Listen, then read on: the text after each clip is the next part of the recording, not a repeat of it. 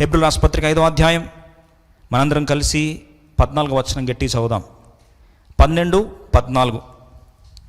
కాలమును బట్టి చూచితే 12 మీరు బోధకులుగా ఉండవలసిన వారై ఉండగా దేవోక్తులలో మొదటి మూల పాఠములను ఒకడు మీకు మరలా బోధింపవలసి వచ్చెను. మీరు పాలు త్రాగవలసిన వారే గాని బలమైన ఆహారం తినగలవారు కారు. 14వ వచనం చూడండి, అందరం కలిసి చదువుదాం. వయస్సు వచ్చిన వారు అభ్యాసము చేత మేలు కీడులను వివేచించుటకు సాధకము చేయబడిన జ్ఞానేంద్రియములు కలిగి ఉన్నారు. బాగా వినండి. గనుక బలమైన ఆహారము వారికే తగును. బలమైన ఆహారము వారికే తగును. ప్రభు మాట్లాడుతూ వచ్చాడు. 13వ వచనం, మరియు పాలు త్రాగు ప్రతివాడును శిశువే గనుక నీతి వాక్య విషయములో అనుభవం లేని వాడై ఉన్నాడు. ప్రియ సహోదరి సహోదరుడా, మనం పాలు త్రాగే వర్తమానాలు దాటి వెళ్ళిపోవాలి. బుజ్జగించే వర్తమానాలు దాటి వెళ్ళిపోవాలి. టైం పాస్ వర్తమానాలు దాటి వెళ్ళిపోవాలి. మరి ఎక్కడికి రావాలట? 14వ వచనం, వయస్సు వచ్చిన వారు అభ్యాసము చేత మేలు కీడులను వివేచించుటకు సాధకము చేయబడిన జ్ఞానేంద్రియములను కలిగి ఉన్నారు. గనుక బలమైన ఆహారం వారికే తగును. స్ట్రాంగ్ మీట్, బలమైన ఆహారం. అవునండి, మనం బలమైన ఆహారం తినాల్సిన సమయం ఇది. హెబ్రీ రాసిన పత్రిక 5వ అధ్యాయం 8, 9 వచనాలు కలిసి చదువుకుందాం. యేసు ప్రభు వారు తన జీవితంలో ఆయన అనుభూతిని, ఈ బలమైన ఆహారం ఏంటో 7, 8, 9 వచనాలు కలిసి చదువుకుందాం. 7, 8, 9 బలమైన ఆహారం ఏంటో అందరం కలిసి చదువుకుందాం. శరీరధారి అయి ఉన్న దినములలో మహారోదనముతోనూ కన్నీళ్లతోనూ తన్ను మరణము నుండి రక్షింపగలవానికి ప్రార్థనలను యాచనలను సమర్పించి భయభక్తులు కలిగి ఉన్నందున ఆయన అంగీకరింపబడెను. ఆయన కుమారుడై ఉండి, బాగా గమనించండి 8వ వచనం, హెబ్రీ 5, 8, ఆయన కుమారుడై ఉండి తాను పొందిన శ్రమల వలన విధేయతను నేర్చుకొనెను. శ్రమల వలన, శ్రమల వలన, శ్రమల వలన, శ్రమల వలన. అలాగే 9, 10 వచనాలు, మరియు ఆయన సంపూర్ణ స్థితి పొందిన వాడై మెల్కీసెదెకు యొక్క క్రమము చేరిన ప్రధాన యాజకుడని దేవుని చేత పిలువబడి తనకు విధేయులైన వారికి అందరికీ నిత్య రక్షణకు కారకుడాయను. ఈరోజు యేసు ప్రభు వారి యొక్క జీవిత సారాంశాన్ని ఒక మాటలో జ్ఞాపకం చేసుకుంటే, శరీరధారి ఉన్న దినములలో మహారోదనముతోనూ కన్నీళ్లతోనూ, మహారోదనమును కన్నీళ్ళు ఇవన్నీ ఒక ఎత్తైతే 8వ వచనం, ఆయన కుమారుడై ఉండి కూడా, ఆధిక్యత ఉండి కూడా తాను పొందిన శ్రమల వలన విధేయతను నేర్చుకొనను. శ్రమలు యేసు ప్రభు వారికి కూడా తథ్యం, యేసు ప్రభు వారికి కూడా అవసరమైంది. ఆయన కుమారుడే కదా. వాస్తవంగా ఆలోచించినట్లయితే గురుతైక ఏకైక కుమారుడైన యేసు ప్రభు వారు ఈ భూలోకానికి వచ్చినప్పుడు ఆయనకు కూడా శ్రమలు తథ్యమే, అవసరమే అని యేసు ప్రభు వారి గురించి రాయబడి, శ్రమల వలన దేవుడు విధేయతను పొందిన ఆ యొక్క అనుభూతిని ఈరోజు ఎందుకు శ్రమలు, నాకే ఎందుకు శ్రమలు అనే యొక్క అంశాన్ని, నాకే ఎందుకు కష్టాలు, నాకే ఎందుకు బాధలు, మా కుటుంబంలో ఎందుకు అనారోగ్యము, మా కుటుంబంలో ఎందుకు ఓటమి, మా కుటుంబంలో ఎందుకు ఈ అప్పుల బాధ, మా కుటుంబంలో బహుశా ఈరోజు ప్రశ్నల పరంపర అన్ని కూడా మా కుటుంబంలో మాకే మాకే మాకే మాకే నాకే నాకే ఎందుకు అంటే ఈరోజు దేవుడు జ్ఞాపకం చేస్తున్నాడు. ఎందుకో ఒక మాటలో మనం ఆలోచించినట్లయితే ఈ శ్రమల వర్షం ప్రతి వ్యక్తి జీవితంలో దేవుడు ఎందుకు అనుమతిస్తున్నాడు, తన ప్రియుల జీవితంలో ఇంకెందుకు ఎక్కువ అనుమతిస్తున్నాడు? వాస్తవంగా యేసు ప్రభు వారు ఏకైక కుమారుడు కదా, ప్రియమైన కుమారుడు కదా. అట్లాంటి ప్రియమైన కుమారుడు జీవితంలో ఎందుకు దేవుడు అనుమతించాడు? ఈ యొక్క ప్రశ్నను మనము తెలుసుకోవడానికి కొరకు మనందరికీ ఒక అపోహ ఏంటంటే, అవును వాస్తవమే, మన లైఫ్ టెంపుల్ యొక్క శీర్షిక కూడా అదే. హెబ్రీ రాసిన పత్రిక 10వ అధ్యాయం 10వ వచనం, సమృద్ధి అయిన జీవం. మనం అనుకుంటాం సమృద్ధి అయిన జీవం అనేసరికి కష్టాలు రావు, సమస్యలు రావు, బాధ ఉండదు, వేదన ఉండదు, నొప్పి ఉండదు, కన్నీరు ఉండదు. సమృద్ధి అయిన జీవం అంటే హ్యాపీగా, అవును హ్యాపీగానే ఉంటావు. కానీ సమృద్ధి అయిన జీవాన్ని వాగ్దానం చేసిన దేవుడు ఇంకో మాట కూడా అన్నాడు, జ్ఞాపకం చేసుకుందాం. హెబ్రీ రాసిన పత్రిక యోహాను సువార్త 16వ అధ్యాయం, gospel according to John chapter 16 verse 33, 33వ వచనాన్ని అందరం కలిసి చదువుకుందాం. యోహాను సువార్త 16వ అధ్యాయం 33వ వచనాన్ని అందరం కలిసి చదువుకుందాం. నా యందు మీకు సమాధానం కలుగునట్లు ఈ మాటలు మీతో చెప్పుచున్నాను. లోకములో మీకు శ్రమ కలుగును. బాగా గమనించండి, లోకములో మీకు శ్రమ కలుగును, ఆయనను ధైర్యము తెచ్చుకొనుడి, ధైర్యము తెచ్చుకొనుడి, నేను లోకమును జయించి ఉన్నాను. I have overcome the world, in the world you shall have tribulation. లోకములో మీకు శ్రమలు వస్తాయి, కానీ ధైర్యం తెచ్చుకోండి, నేను లోకమును జయించి ఉన్నాను. లోకమును జయించిన విశ్వాసం, లోకమును జయించిన క్రీస్తు ప్రభువారి యొక్క మాదిరి, ఈ లోకమును జయించిన దేవుడు మనకు ఒక అద్భుతమైన మానవాతీతమైన శక్తిని శ్రమలలో విడుదల చేయాలని దేవుడు ఆశపడుతున్నాడు. అందుకొరకే సమృద్ధి అయిన జీవాన్ని వాగ్దానం చేసిన దేవుడు, సమృద్ధి అయిన జీవం అన్నంత మాత్రం సమస్య లేవు, నొప్పి లేదు, బాధ లేదు, అవమానం లేదని కాదండి. ఇవన్నీ ఉన్నా కూడా అపవాది ఇవన్నీ అనుమతించి దొంగలించాలని ప్రయత్నించిన అపవాది దొంగతనమును నరహత్య చేయడానికి వచ్చినా సరే నేను సమృద్ధిని జీవనం ఇస్తానంటే అర్థం ఏంటంటే వాడు ఎన్ని దొంగతనం చేసినా సరే అన్ని పరిస్థితులు కూడా రిజాయిసింగ్ క్రిస్టియన్స్గా, సంతోషపడే క్రైస్తవులుగా, ఆనందించే క్రైస్తవులుగా, శ్రమల మధ్యలో నొప్పిలో కూడా గెలిచే క్రైస్తవులుగా, గెలిపించే క్రైస్తవులుగా, ప్రభువాన్ని గెలిపించే క్రైస్తవులు ఉండాలని దేవుడు ఆశపడుతున్నాడు. ఈ బలమైన ఆహారాన్ని దేవుడు ఈరోజు మనందరితో బయలుపరిచి మనందరితో మాట్లాడి ఆ బలమైన ఆహారాన్ని జీర్ణించుకునే కృపా దేవుడు మనందరికీ దయచేయను గాక. అందుకొరకు గమనించినట్లయితే మీరు అనొచ్చు, అండి యేసుప్రభువుని నమ్ముకుంటే కష్టాలు రావద్దు కదా, యేసుప్రభువుని నమ్ముకుంటే బాధలు రావద్దు కదా, యేసుప్రభువుని నమ్ముకుంటే స్వస్థత, ఆయన స్వస్థపరిచే హోనే కదా, ఆయన సమస్యలు తీర్చే దేవుడు కదా, లేనిది ఉన్నట్టు చేసే దేవుడు కదా, ఇవన్నీ యేసుప్రభువుకు శక్తి కదా అంటే కన్నీరు లేని ప్రపంచం యేసుప్రభువులో వస్తుంది కదా అంటే వస్తుంది. ఎప్పుడు తెలుసా అండి? బాగా గమనించండి. ఇక్కడ శ్రమల మధ్యలో ధైర్యంగా నిలబడే శక్తిని, సమృద్ధి అయిన జీవాన్ని ఇక్కడ ఇస్తాడు. ఒకరోజు రాబోతుంది. ఏదా ప్రపంచం? ప్రకటన గ్రంథం 21 అధ్యాయం 4వ వచనం. అక్కడ ఏమి ఉండదండి. కన్నీరు ఉండదు, ఏడుపు ఉండదు, నిట్టురుపు ఉండదు. ఆయన వారి కన్నుల ప్రతి బాష్పబిందును తుడిచివేయును, మరణం ఇక ఉండదు, దుఃఖమైనను ఏడుపైనను వేదనైనను ఇక ఉండదు, మొదటి సంగతులు గతించిపోయేను, సింహాసనంలో నుండి వచ్చిన గొప్ప స్వరము చెప్పుట వింటిని. ఇక్కడ గమనించినట్లయితే దేవుడు ఆ పరలోక రాజ్యమును మన సిద్ధపరుస్తున్న యొక్క నూతన యెరూషలేములో ఇవేవీ లేవు. కన్నీరు లేదు, ఏడుపు లేదు, బాధ లేదు, రోదన లేదు, నిట్టూర్పు లేదు, అవమానం లేదు, ఇవేవి కూడా లేదు. అది నూతన ప్రపంచం. కానీ అంతవరకైతే దేవుడు అనుమతించే ఈ శ్రమల్లో దేవుడు మన నుంచి ఆశిస్తున్న సత్యం ఏంటంటే, అయ్యా నువ్వు కంగారు పడాల్సిన అవసరం లేదు, నేను లోకమును జయించున్నాను. అయితే ప్రశ్న రావచ్చు, దేవుడు లోకాన్ని జయిస్తే మాకేటట? అందరూ శ్రమలు వస్తాయని చెప్తారు. కానీ ఈరోజు శ్రమలు ఎలా జయించాలో, శ్రమలు ఎలా తట్టుకోవాలో, శ్రమలే సిరులుగా ఎలా మారుతాయో, ఒక అద్భుతమైన శక్తిని విడుదల చేసే రహస్యాలను మనము లోతుగా వాక్యాధారితంగా బలమైన ఆహారాన్ని భుజించడానికి దేవుడు మనందరికీ సహాయపడును గాక. రండి అందరం కలిసి చదువుకుందాం. దేవుడు ఏమంటున్నాడండి? నేను లోకమును జయించి ఉన్నాను, అపవాదిని జయించి ఉన్నాను. వాస్తవం గమనిస్తే అపవాదిని దేవుడు జయించాడు కదా, మరి అపవాదిని జయించిన పిమ్మట మరి ఎందుకు అపవాది ఇంకా శ్రమలను అనుమతిస్తూ ఉన్నాడు? బాగా గమనిస్తాం. అందుకు గమనిస్తాం. యేసుప్రభువారు చాలామంది మనందరికీ మొదటి వాగ్దానము ఆదికాండం 3వ అధ్యాయం 15వ వచనంలో యేసుప్రభువారు సాక్షాత్తు తానే వాగ్దానం చేశాడు. ఏమని వాగ్దానం చేశాడు? అందరం కలిసి చదువుకుందాం. మరియు నీకును, సర్పంతో అంటున్నాడు, మరియు నీకును నీ స్త్రీకిని, నీ సంతానముకును ఆమె సంతానముకును వైరము కలుగజేసేదను, అది నిన్ను తల మీద కొట్టును, నీవు దానిని మడిమ మీద కొట్టుదువు. బాగా గమనించండి. మనుష్య కుమారుడైన యేసుక్రీస్తు ప్రభువారు, స్త్రీ సంతానమైన యేసు ప్రభువారు సర్పమునంటే అపవాదిని తలను చితకదొక్కుతాడట. బాగా గమనించండి. తల చితకదొక్కిన తర్వాత మరి తోకలు ఇంకా ప్రాణం ఉంది కదా, తోక ప్రాణం, కొర ప్రాణం ఎందుకు వదిలేసేయాలండి? మీరు చూడండి, తల చితకదొక్కిన తర్వాత కూడా పాము తోకతో కూడా ఇలా ఆడిస్తూ ఉంటుంది, జాడిస్తూ ఉంటుంది. తల చితకదొక్కిన తర్వాత కూడా బహుశా ఈరోజు అపవాది నీ జీవితంలో తోకతోనే చాలా రకాలుగా బాధిస్తున్నాడా?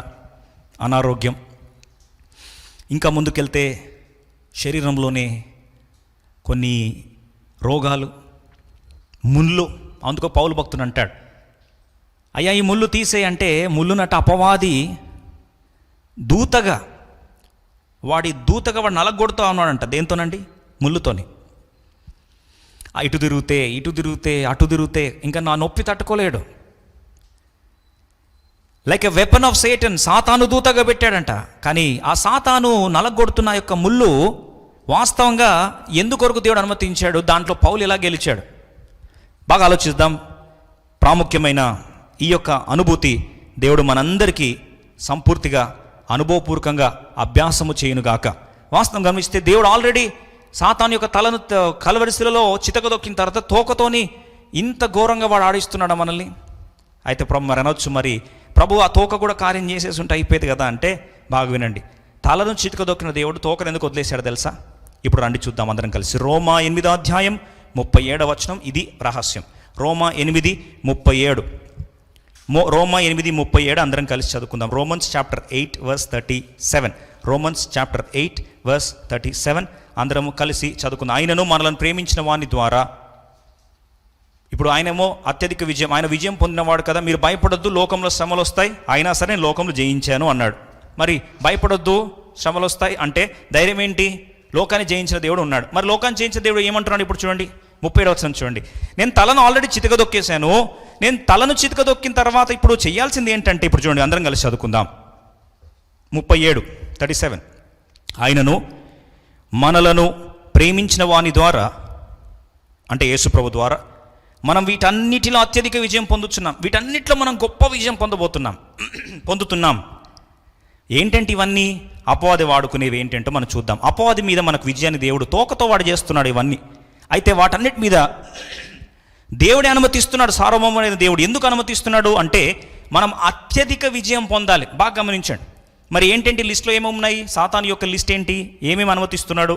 అందరం కలిసి చదువుదాం 35వ వచనం. క్రీస్తు ప్రేమ నుండి మనల్ని ఎడబాపు వాడేవాడు శ్రమ అయినను, శ్రమ. రెండవది బాధ. ఈరోజు బాధపడుతున్నావా? శ్రమలో ఉన్నావా? హింస అండి నేను తట్టుకోలేకపోతున్నా అంటున్నావా? కరువు, వస్త్రహీనత అయినను, ఉపద్రవం అంటే ఇదే పెస్టిలెన్స్. ఎక్కడ చూసినా సరే ఈ కోవిడ్-19 పాండమిక్ వాస్తవం గమనిస్తే చూడండి, ఖడ్గం ఏం చేస్తండి? కోస్తుంది కదా. గుండె కోత, మానసిక కోత, కొన్నిసార్లు ఆర్థిక కోత, ఇంకా ఏ రకమైన కోతలో ఉన్నామో ఒక్కసారి చూడండి. మనలను ఎడబాపు, ఇవేవన్నీ కూడా మనల్ని దేవుని ప్రేమ నుంచి దూరం చేస్తాయా? ముందుకెళ్ళంటాడు 38-39 కలిసి చదువుకుందాం, అందరం కలిసి చదువుకుందాం. అత్యధిక విజయం దేంటట? మరణమైనను, జీవమైనను, దేవదూతలైనను, ప్రధానులైనను, ఉన్నవి అయినను, రాబోవునవైనను, ఇప్పుడైనా రాబోయేనను, అధికారులైనను, ఎత్తైనను, లోతైనను, సృష్టింపబడిన మరి ఏదైనను మన ప్రభు అయిన క్రీస్తు యేసునందలి దేవుని ప్రేమ నుండి మనలను ఎడబాప నేరదని రూఢిగా నమ్ముచున్నాం. ఏవి కూడా మనల్ని దేవుని యొక్క ప్రేమ నుండి దూరం చేయలేదు. పైపెచ్చు నేను వీటన్నిటిని జయించానని చెప్పిన దేవుడు, అపవాది యొక్క తలను చితకదొక్కానని చెప్పిన దేవుడు, లోకంలో మీకు శ్రమ వస్తుందని ముందే చెప్పిన దేవుడు, భయపడొద్దు, నేను లోకాన్ని జయించాను. మరి జయించినప్పుడు మనకేం చేయాలి? మనకేమిస్తున్నాడు చూడండి 37వ వచనం. వీటన్నిటిలో ఆయనను మనము దేవుని ఆయనను మనల్ని ప్రేమించిన వాని ద్వారా మనము వీటన్నిటిలో అత్యధిక విజయం పొందుతున్నాం. అత్యధిక విజయం. బాగా గమనించండి. విజయం కాదండి అది, అత్యధిక విజయం. విజయం వేరు, అత్యధిక విజయం వేరు. కాంకరర్ ఒక స్థాయి, మోర్ దెన్ కాంకరర్ తారా స్థాయి. ప్రభు అంటున్నాడు కాంకరర్స్ కాదండి, జయించేవాళ్ళు కాదు మీరు, అత్యధిక జయం పొందేవారు.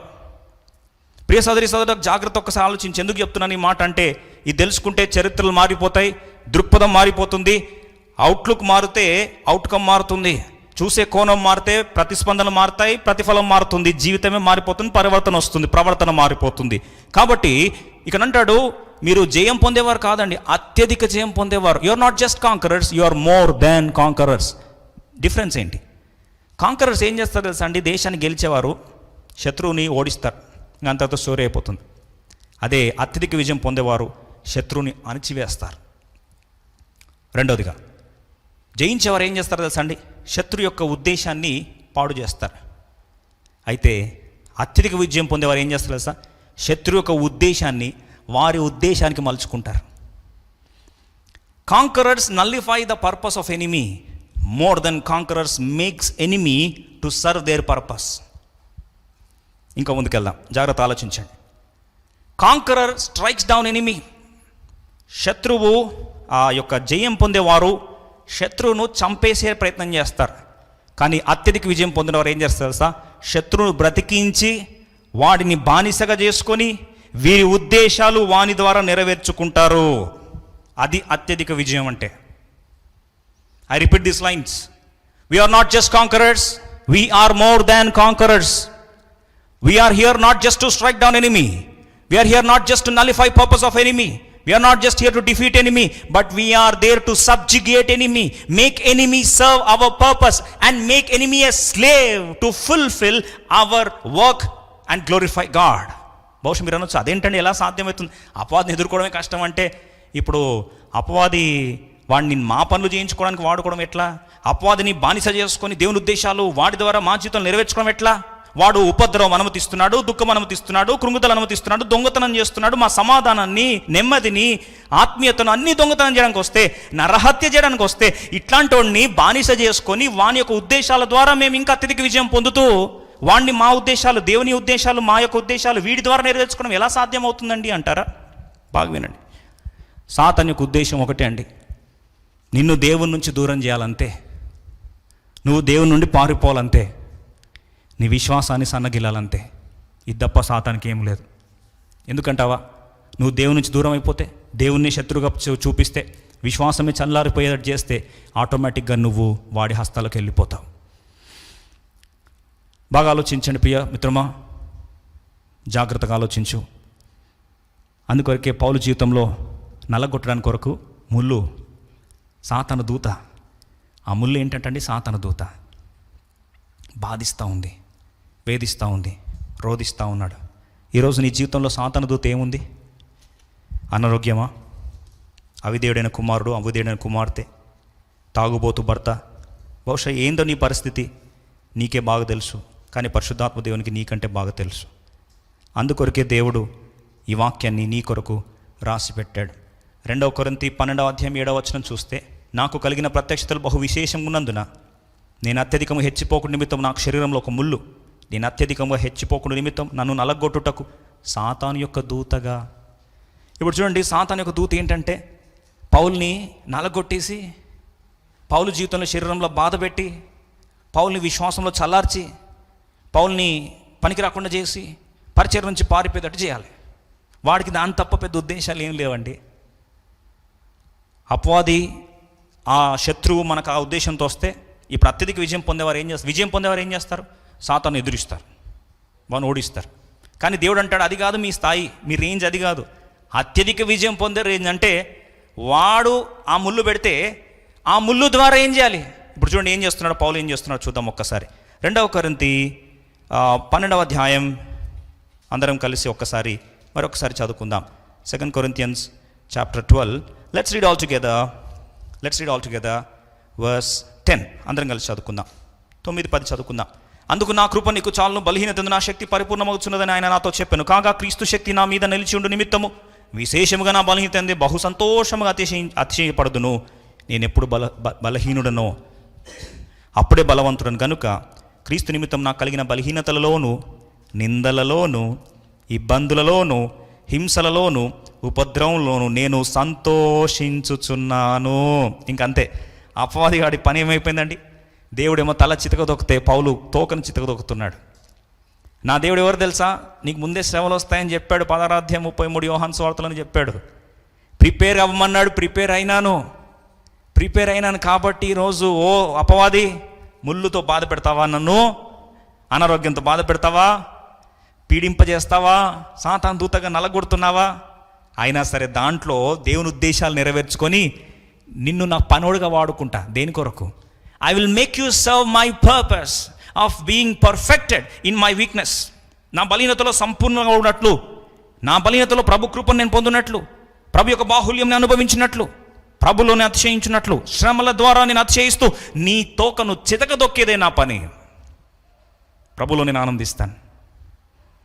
బైబిల్లో చూడండి, 2 కొరింథీ 4:17 క్షణమాత్రముండు ఈ చులకని శ్రమ గురించి జ్ఞాపకం చేస్తూ పౌలు భక్తుడు ఒక అద్భుతమైన మాట అంటాడు.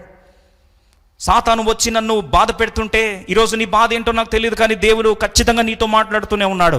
అది మానసిక బాధ కావచ్చు, అవమానం అనే బాధ కావచ్చు, గుండె పగిలి ఏడుస్తుండొచ్చు, శోకంతో దిగమింగుకొని బాధపడుతుండొచ్చు, అనారోగ్యము, దుఃఖము, అవమానము, నిట్టూర్పు, శ్రమలు, హింస, వేదన, అప్పుల పాలు పరిస్థితి, అవమానం, బజారు పాలైపోయి చివరికి గుండె కోత తట్టుకోలేని పరిస్థితులు ఏడుస్తున్నావా?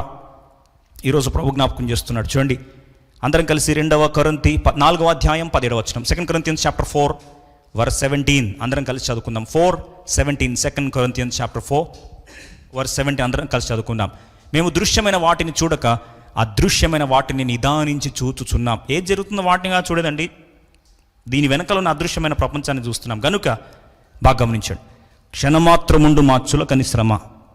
నిత్యమైన కాలమానం ప్రకారం, పరలోకం ప్రకారం చూస్తే క్షణమాత్రముండు మా చులకని శ్రమ మా కొరకు అంతకంతకు ఎక్కువగా నిత్యమైన మహిమ భారమును కలుగజేయుచున్నది. Eternal weight of glory. Eternal weight of glory. Temporal suffering, suffering for a moment, momentary suffering is going to give us eternal weight of glory. నిత్యమైన మహిమ భారము మాకిస్తుంది. ఎంత బాధపడుతున్నాను ఇక్కడ, అంత నిత్యమైన మహిమ భారమును దేవుడు నాకు కలుగజేస్తున్నాడు. ఇటర్నల్ వెయిట్ ఆఫ్ గ్లోరీ, మహిమ భారం. ఇప్పుడు అపవాది కార్యాన్ని అంతటిని తీసుకొని, సమస్యలన్నీ తీసుకొని, అందుకొరకే 2 కొరింథీ 11:24-28 వరకు లిస్ట్ మొత్తం చెప్తారండి. మనం అంటాం పాపం పౌలుకి ఏముందండి, పెళ్లి కానోడు కదా అండి, శోకం ఏం తెలుస్తుంది, బాధలు ఏం తెలుస్తాయి, ఆయనకి ఇబ్బందులు ఏముంటాయండి, ఏక నిరంజన్ అని బహుశా కొన్నిసార్లు మాట్లాడవచ్చు. కానీ గమనిస్తే చూడండి ఒక్కసారి పౌలు పరిస్థితి ఎంత దయనీయమైందో ఒకసారి చూద్దాం. 2 కొరింథీ 11:24 నుంచి చదువుదాం. యూదుల చేత 5 మార్లు 1 తక్కువ 4 దెబ్బలు తింటిని. మనకు దెబ్బలు కొట్టేవాళ్ళు ఉన్నారండి? సరే ముందుకెళ్దాం. 3 మారు బెత్తంతో కొట్టబడితిని. 3 సార్లు బెత్తంతో కొట్టారంటండి. ఒకసారి రాళ్లతో కొట్టబడితిని. చిన్న మాట రాయబడితేనే తట్టుకోలేము, అట్లాంటిది ఫిజికల్గా రాళ్ళ వర్షం పడితే ఎలా ఉంటుంది? 3 మారు ఓడ పగిలి శ్రమ పడితిని. ఒక్కసారి ఓడ పగిలితేనే మనం తట్టుకోలేము. ఓడ దాకా ఎందుకండి, బ్రేక్ డౌన్ అయితే, వెహికల్ బ్రేక్ డౌన్ అయితే తట్టుకోలేము. అట్లాంటిది 3 సార్లు ఓడ పగిలి శ్రమ పడితిని. ఒక రాత్రి పగలు సముద్రంలో గడిపితిని. తీసుకెళ్ళి నీళ్ళలో సముద్రంలో పడిస్తే ఎలా ఉంటుంది పరిస్థితి? అనేక పర్యాయములు ప్రయాణములలోను, నదుల వల్లైన ఆపదలోను, దొంగల వల్లైన ఆపదలోను, నా స్వజనుల వల్లైన ఆపదలోను, అన్యజనుల వల్లైన ఆపదలోను, పట్టణములోను ప్రయాసముతోనూ కష్టములతోనూ తరచుగా జాగరణముతోనూ నిద్రలేదండి.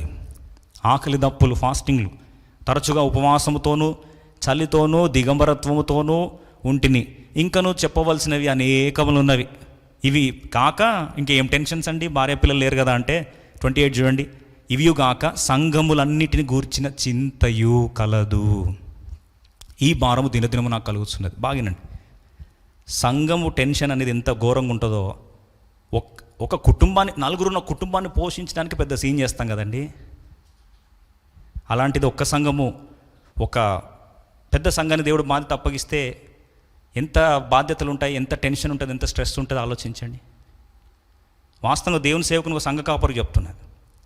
ఏ వారు తినాల్సి వస్తుందో, ఒకవైపు అనారోగ్యాలు, ఒకవైపు సమాధులు, ఫ్యూనరల్స్, వరుసగా ఎంత మానసికంగా భౌతికంగా ఎంత అలసిపోతాం. ఒక సేవకుని పరిస్థితి ఎంత స్ట్రెస్లో ఉంటాడు.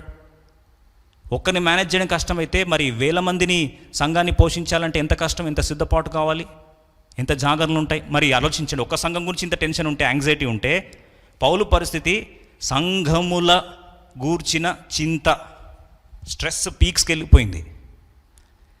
అపవాది ఇవన్నీ శ్రమలు అనుమతించినా సరే ఇవన్నీ కూడా నా నిత్య మహిమకు ఎంతగా నేను శ్రమ పడితే, చులకనిది, చిన్నది, చాలా కొద్దిసేపు, అంతలో కనుక అంతలో శ్రమ అయిపోతుంది, కానీ నిత్యమైన మహిమకు నాకు నాంది పలుకుతున్నాయని ధైర్యంతో జ్ఞాపకం చేస్తున్నాడు. సరే, పాజిటివ్ ఎగ్జాంపుల్ చూసాం. అపవాదిని చితక్కొట్టేశాడు, తలను కాదు తోకను అవమానపరిచి నలగొట్టేశాడు పౌలుని గెలవలేకపోయింది అపవాది శ్రమల ద్వారా. ఇప్పుడు ఇశ్రాయేలు ప్రజల జీవితానికి వస్తాం. వాళ్ళ జీవితం ఒక్కసారి జ్ఞాపకం చేసుకుంటే కొందరి జీవితాలు నేర్చుకోవడానికి మంచి మంచి పాఠాలు వస్తాయి. బహుశా మీకు ఒక మంచి టైటిల్ చెప్పాలని ఆశపడుతున్నా. How to waste 40 years, how to learn English in 30 days. Titles విన్నారా? How to become millionaire in 30 days, how to learn English in 30 days, how to learn computers in 30 days. ఇశ్రాయేలు ప్రజలను అడిగితే వాళ్ళు కొత్త టైటిల్ చెప్తారు. How to waste 40 years in wilderness. అరణ్యంలో 40 సంవత్సరాలు ఇలా వేస్ట్ చేయాలా, లెర్న్ ఫ్రమ్ అస్. పాఠాలను మెవ్వడి, పాఠాలు నేర్చుకోండి. ఎందుకు తెలుసా అండి? 40 సంవత్సరాలు ఎలా వృధా చేశారంటే, వారి జీవితంలో 2 సంవత్సరాలు ముగించి 3వ సంవత్సరం రాక మునిపే దేవుడు యోర్దాను దాకా తీసుకొచ్చేశాడు. ఇంకొంత కాలంలో వాగ్దాన దేశంలో ప్రవేశించారు. ప్రియమిత్రం, ఒక మాట జ్ఞాపకం చేసుకో. వాగ్దాన దేశం అంటే పరలోకంతో కంపేర్ చేస్తారు అందరు, కాదండి. ఐగుప్తు నుంచి విడుదల పొందారు, పాపపు ఇష్టమైన లోకం నుంచి విడుదల పొందేశారు, అయిపోయింది, డెలివర్డ్. కానీ వాగ్దాన దేశం అంటే బాగా వినండి, వాగ్దాన దేశంలో గెలుచుకోవాలి. 7 జాతులు ఉన్నాయి, వాళ్ళని గెలుచుకోవాలండి. యుద్ధాలు ఉన్నాయి వాగ్దాన దేశంలో. కానీ వాగ్దాన దేశం అంటే పరలోకం కాదు. చాలామంది ఈక్వేట్ చేసి పాపం అపార్థం చేసుకుంటున్నావు.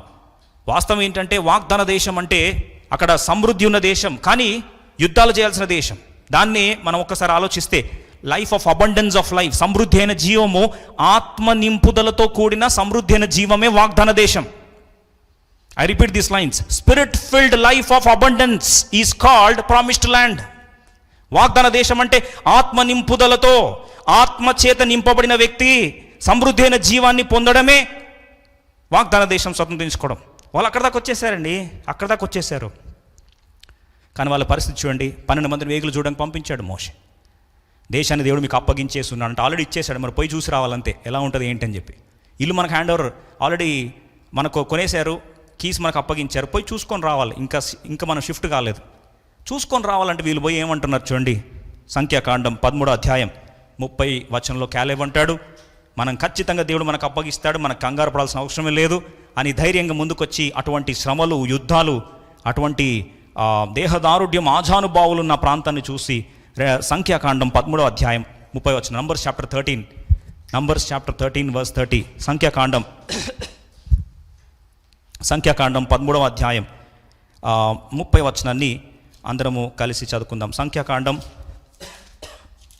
13వ అధ్యాయం 30 వచనాన్ని అందరము కలిసి చదువుకుందాం. 13:30 అందరం కలిసి చదువుకుందాం. కాలేబు మోషే ఎదుట జనులను నిమ్మలపరిచి, వాళ్ళంతా కంగారు పడిపోతూ ఉన్నారంట, అవిశ్వాసంతో చితికిపోతూ ఉన్నారు. కాలేబు అంటున్నాడు, నిమ్మలపరిచి మనం నిశ్చయంగా వెలుదుము, దాన్ని స్వాధీనపరచుకుందాము, దాన్ని జయించుటకు మనకు శక్తి చాలును.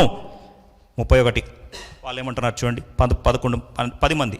అయితే అతనితో కూడిపోయిన ఆ మనుషులు, ఆ జనులు మనకంటే బలవంతులు, మనం వారి మీదికి పోజాలమనిరి. మరియు వారు తాము సంచరించి చూసిన దేశం గురించి ఇశ్రాయేలులో చెడ్డ సమాచారం చెప్పి, మేము సంచరించి చూచిన దేశము తన నివాసులకు భక్షించు దేశము, దానిలో మాకు కనబడిన జనులందరూ ఉన్నత దేహులు, అక్కడ నెఫీలీయులు సంబంధులైన అనాకు వంశములు నెఫీలీయులు చూచితేమి, మా దృష్టికి మేము మిడతల వలె ఉంటిమి, వారి దృష్టికి అట్లే ఉంటిమి. పోరాడడం భయపడిపోయారు, వాళ్ళని చూసి నిర్గాంతకపోయారు. యెహోషువ కాలేబులు ధైర్యపరచడానికి విశ్వ ప్రయత్నాలు చేశారు, కానీ వారి ప్రయత్నాలన్నీ కూడా వమ్ముగైపోయినాయి. చివరికి వారి జీవితంలో వీరిద్దరి మధ్యలో 2 గుంపులుగా చీలిపోయినాయి. 10 మంది అవిశ్వాసం, 2 మాత్రం విశ్వాసం. ఆ చిన్న పొరపాటు వారిని అదే అరణ్యంలో నెక్స్ట్ 38 ఇయర్స్ అలాగే వారిని తిప్పుతూ అరణ్యంలోనే వాళ్ళు సనిగి గొనిగి చివరికి అరణ్యంలోనే రాలిపోయారు. ఆఖరిగా వాగ్దాన దేశం వెళ్ళింది 2 మాత్రమే. సమృద్ధి అయిన జీవం అనుభవించింది, పాలు తేనెలు ప్రవహించేది అనుభవించింది.